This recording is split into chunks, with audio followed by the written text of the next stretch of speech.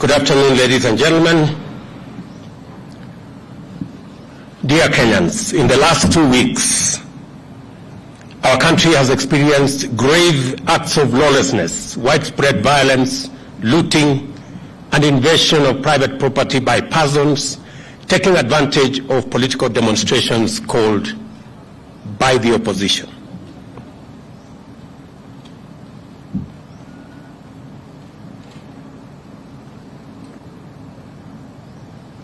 Will we start again or something?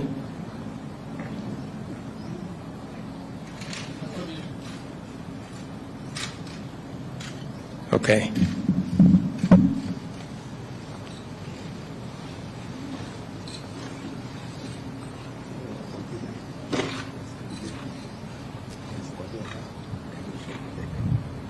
Kama ingekuwa wao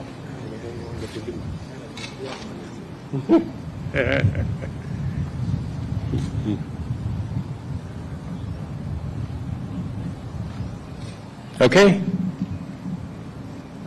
Somebody tell me when we are ready. Kidogo bado eh?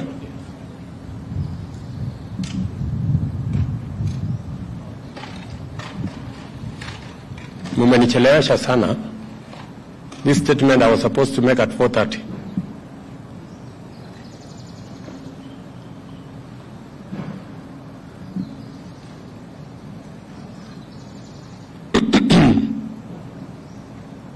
Thank you very much. Dear Kenyans, in the last 2 weeks, our country has experienced grave acts of lawlessness, widespread violence, looting, and invasion of private property by persons taking advantage of political demonstrations called by the opposition. During this period, lives have been lost, people injured, property looted or destroyed. The economy has suffered and our image as a nation dented. Our security agencies have endeavored to do everything within the law to protect the lives and property of all citizens. Nevertheless, the violence, chaos, and disorder continues to distract our national focus of economic transformation. 3 Kenyans, among them a police officer, have lost their lives in the protest. More than 400 Kenyans, including at least 60 security officers, have been injured. A police vehicle was burnt to ashes somewhere in Kawangware, while another was hijacked and commandeered by unruly protesters somewhere in Migori. 2 houses of worship were burned down in Kibra. Kiosks, supermarkets, and a mortuary were looted. Fellow Kenyans, our country's image and history in the League of Modern Nations has been at stake in the last 2 weeks. The country's economy has been hit hard at a time when my administration is doing everything possible to salvage the economy from the deep hole where we found it. My administration has instituted solid measures and policies to attract investors and through their investment create opportunities for millions of our young people to realize their potential, amongst many of the other issues that we are doing as government. We cannot, ladies and gentlemen, we cannot allow these efforts to be derailed by acts of violence, chaos, and anarchy. We all have an obligation to respect the Constitution of Kenya. This also includes the respect of institutions established and created by the Constitution. Our country's electoral system and process is anchored on the principles of our Constitution. The Independent Electoral and Boundaries Commission conducted a free, fair, and transparent general election on the 9th of August 2022, a poll that was observed by different organizations, both local and international. The Commission declared the results for all 6 elections conducted, and any contestants who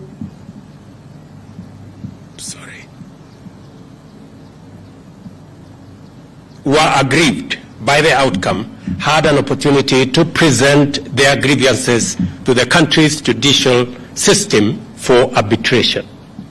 The Supreme Court of Kenya had and determined with finality the 2022 presidential election dispute and ruled on the petitions that were filed by the aggrieved contestants and their supporters.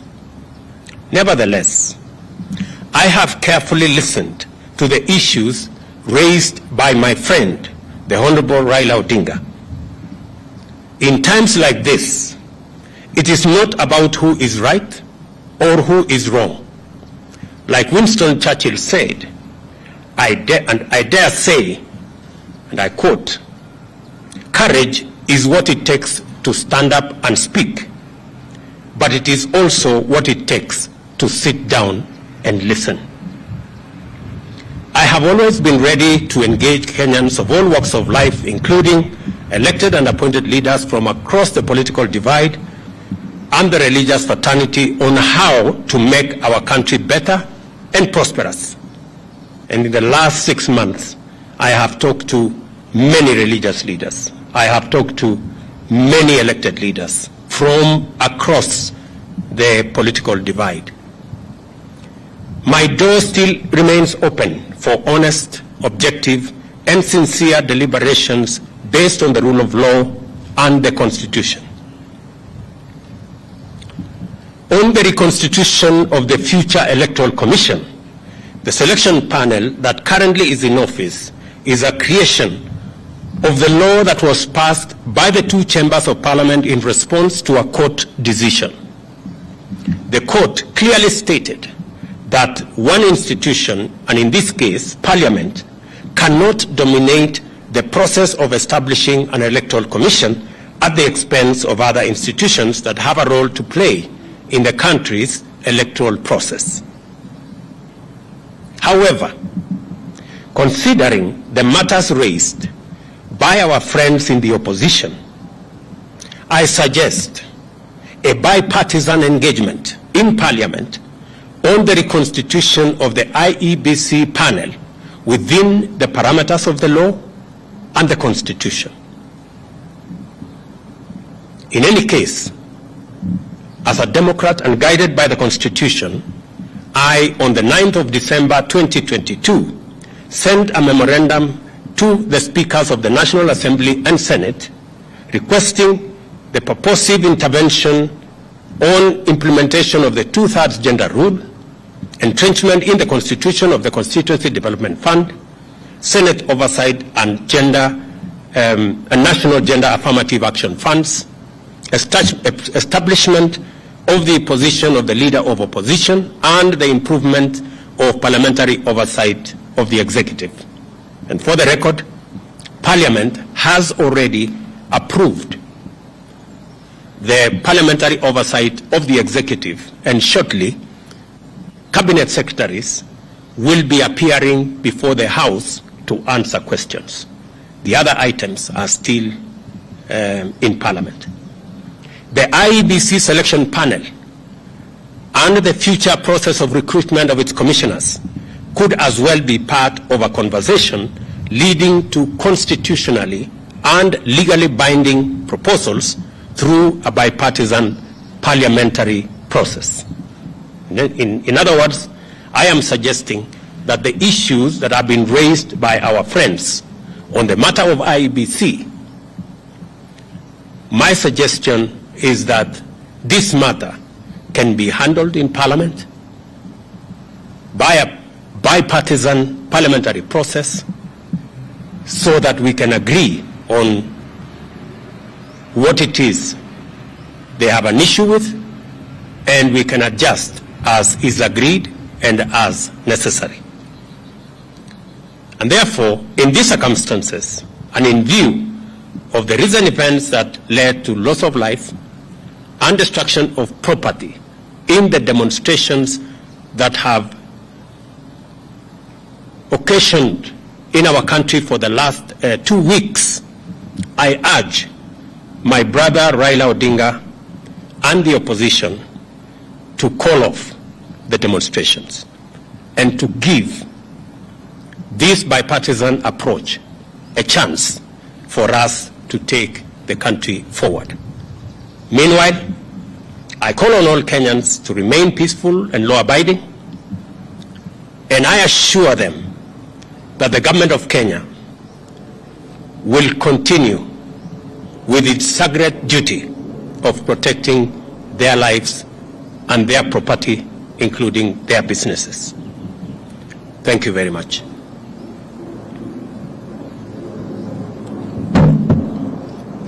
I can take one or two questions. Jina langu ni Joel Chacha kutoka runinga ya K24.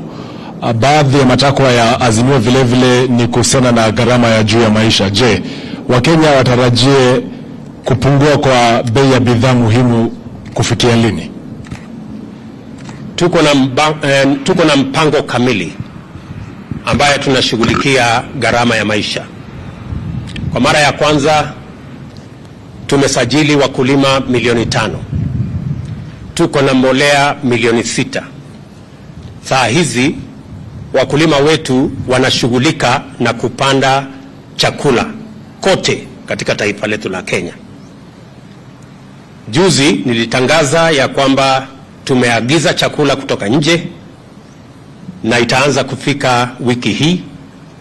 Tuhakikishe ya kwamba pale kutakapotokea pengo ya kukosekana kwa chakula kabla hatujapata ile chakula ambayo tunazalisha mashambani na wakulima wetu, tutakuwa na nafasi ya kutumia chakula ambayo tumeagiza kutoka nchi za nje. Tumeagiza mahindi, tumeagiza mchele, tumeagiza maharagwe, tumeagiza chakula ya aina nyingi ambazo tayari tulipatiana ilani kwa wakulima wetu kwamba kama kuna mkulima yeyote ambaye bado wako na chakula katika magala zao waziuze, kwa sababu kuanzia mwezi huu tutapata chakula kutoka nje ya nchi. Na pili, ni watangazie Wakenya ya kwamba mahali tulipata gharama ya chakula pale ilikuwa shilingi 230. Kufikia sasa ni shilingi 180. Kumaanisha ya kwamba zile hatua tumezichukua zimeanza kupunguza gharama ya maisha, lakini mpango yetu ni mpango ambayo inaitwa sustainable. Ndio sababu tunashughulika na wakulima wetu. My name is Chemutai Goen from Citizen TV, and in paving way to this bipartisan process that will initiate in Parliament, if it doesn't bear any fruit, and the positions that have been taken by yourself, your deputy, and several other leaders in government regarding a handshake or a working relationship, do we then foresee this possibly leading to that if it is for nation and for self? Chemutai, I didn't understand what you said. Sorry. Yeah, somebody was talking to me here, so Pole. Yeah, that's a former colleague. My question, this bipartisan process that is being initiated, possibly that will start in Parliament, if it doesn't bear any fruit, and the positions that have been taken by yourself, your deputy, and other leaders in your government regarding a handshake, do we foresee a position where maybe there will be softening of stances and a possible working relationship, even if it does not translate to sharing of positions in government? You know, as a believer in the rule of law, and as a believer in running an accountable government, our position is that we should never be in the position that this country was put by the handshake, where there is no distinction between government and the opposition. Once you compromise accountability and oversight, you are in for a lot of trouble. Our position is that we want to engage our brothers and sisters on the other side on issues that are important to the people of Kenya, them as an opposition, us as a government. That way, the system of checks and balances remains intact. Mr. President, I am Sydney Chazima from NTV. I have one or two questions. One, in a parliament where the ruling party or the ruling coalition enjoys a very high majority, how bipartisan will that process be? And then secondly, you've only touched on one of the issues that the opposition was putting forward as part of their demands. There are issues to do with the servers, there are issues to do with the high cost of living, which you have mentioned. Then thirdly, this is to do with the demonstrations. We've seen some kind of brute force against the media from the police. We would like you to address that.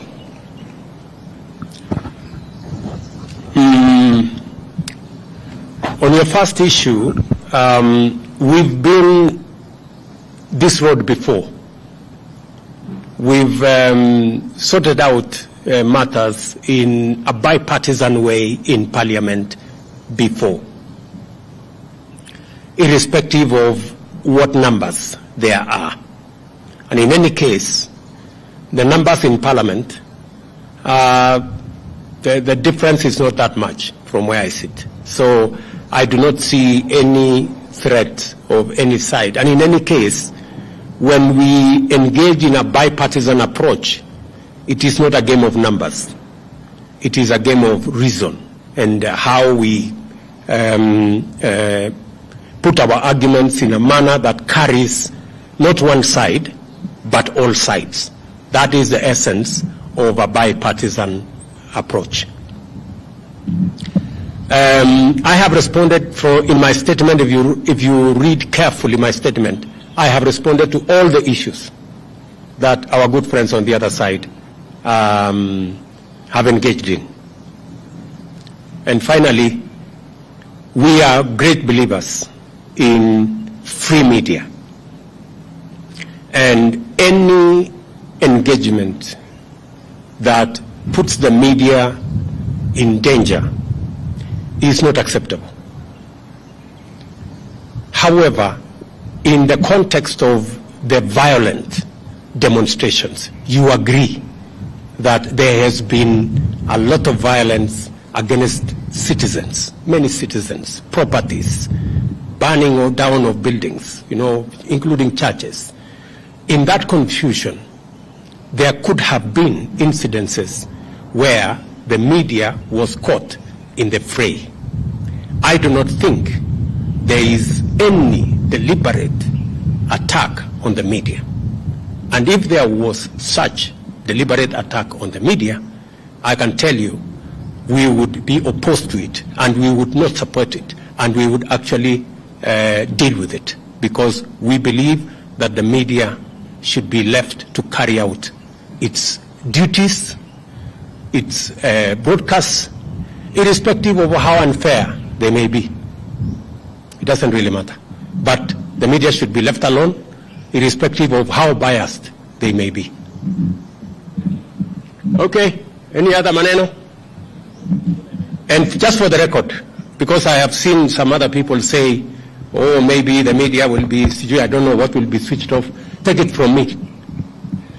Kenya has come a long way. The era of switching off, I don't know, this or that's way behind us.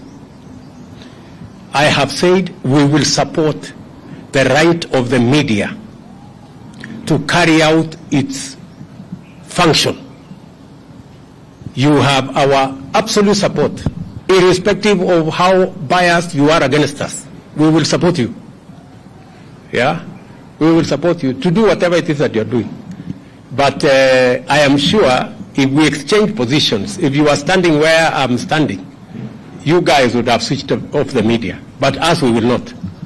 Sawa. Asante.